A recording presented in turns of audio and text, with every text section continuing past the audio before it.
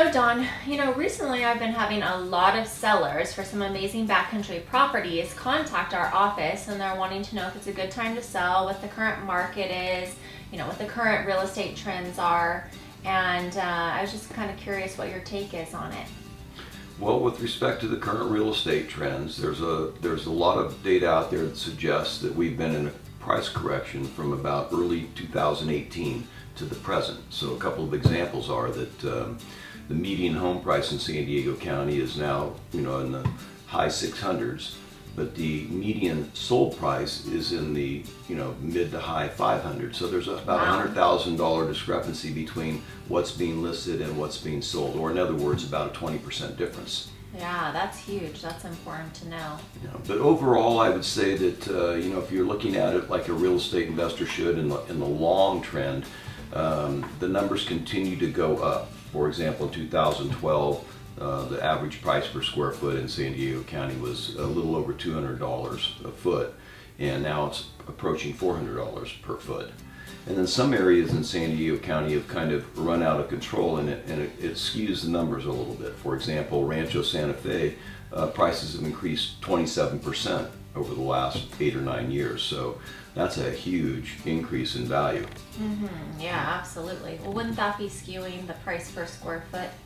It skews everything. So when people are paying more for very high dollar properties, then you don't have to sell too many of those to bring up all of the other ones that maybe didn't sell for as much money.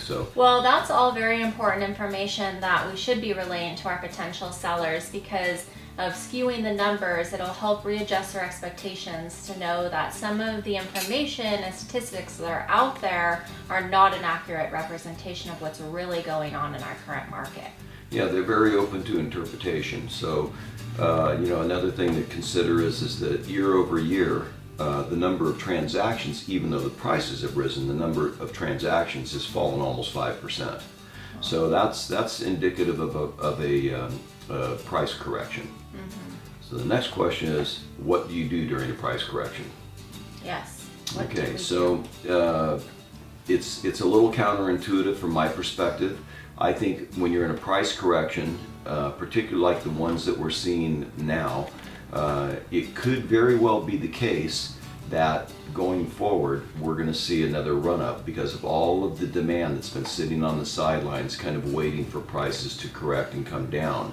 And then when they start to do that, in conjunction with all of the new inventory that's coming to the market, because now inventory levels have gone up at least 10 to 15% across the board. Just in the last couple months. Just in the last couple months. So there's more inventory. Sellers are becoming, their expectations are becoming adjusted downward.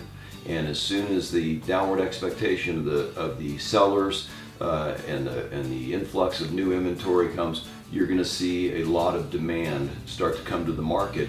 And when demand shows up at the market, it's just like anything else. It becomes a trend. So when you see buyers start to purchase more, the volume of transactions increases, then the word gets out, everybody's buying, and I think that makes sense. Now, if you're a real estate buyer, there's no bad time to buy real estate.